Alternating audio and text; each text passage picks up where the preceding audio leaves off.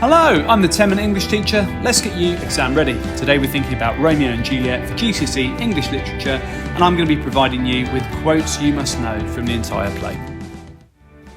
Okay, before we get going, don't forget to like and subscribe to the channel. There is lots of things here for you to support you with your revision for Romeo and Juliet, such as guide to all the key characters. There's a 10-minute guide to the entire play. There are also guides to each act, as well as walking, talking mocks. So let's move on. We'll think about quotes you must know for the entire play. What I recommend is you'll be given a walkthrough and then perhaps revisit the video and then think about writing them down from memory and seeing how many that you can recall. So we start with the prologue. A pair of star-crossed lovers take their life. That reminds us that Romeo and Juliet are going to take their own lives. Provides dramatic irony throughout the play. Then there's a fight in Verona. Turn thee Benvolio, look upon thy death, is said by Tybalt. We've got a lovesick Romeo who we meet early in Act 1, and he says, love is a smoke made with the fume of sighs. Melancholy Romeo, who we associate with darkness at the beginning. We've got Paris and Capulet speaking, and Capulet says, earth have swallowed all my hopes but she, that shows that his world revolves around Juliet. Juliet is told of Paris by her mother in a conversation with her and the nurse, and she says, I'll look to like if looking liking moves. So she wants the experience of falling in love. At the ball, we've got Tybalt seeing Romeo, and he says, fetch me my rapier. The first thing he's thinking of is fighting and conflict. Capulet calls him a saucy boy, but more interestingly than that, he says that Romeo is a well-governed youth, which shows that he actually respects the way that his enemy, Montague, has raised Romeo. Romeo and Juliet fall in love at the ball. The first thing Romeo says is, oh, she doth teach the torches to burn bright, which introduces the motif of fire, brings light into his life also.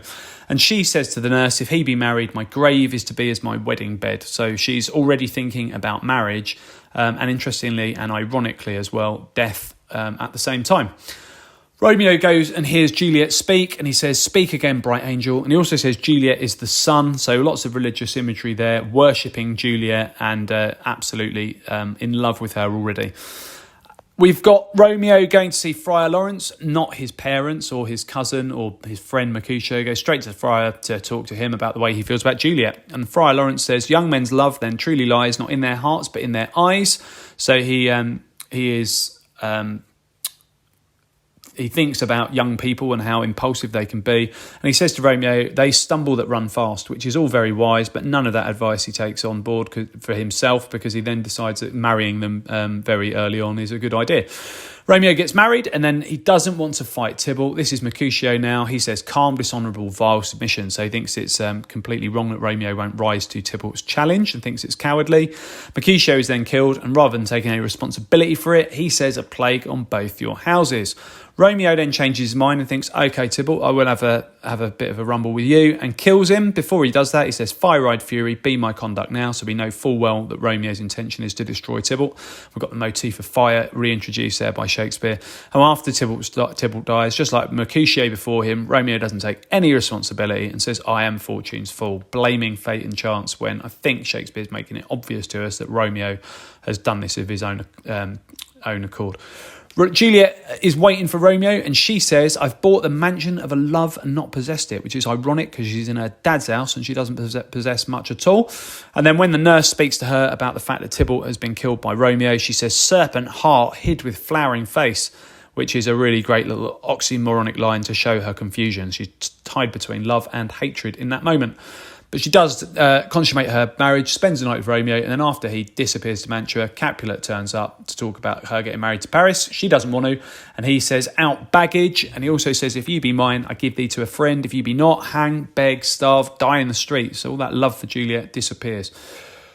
She disappears to Friar Lawrence, who comes up with the great plan rather than deciding that telling the truth would be the right course of action. But she does say, bid me leap from the battlements of any tower rather than marry Paris, just to remind us that she will eventually end her own life. Shakespeare is reminding us that that's where we're heading to.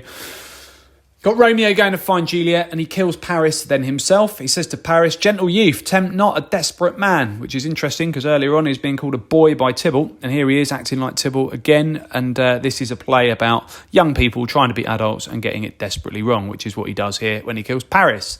Juliet wakes up to a dead Romeo and a dead Paris, and then she decides she'll join the pair of them. Oh, happy dagger, she ends her own life. Not an exhaustive list of all the quotes, but certainly enough to get you going and enough to guide you through probably any response in your GCSE English Literature exam. Okay, check out the other videos on my channel. Plenty there for you for Romeo and Juliet. I'll continue to add content. Feel free to ask something you'd like to see me cover in the comments section. Don't forget to like and subscribe and share, and keep revising.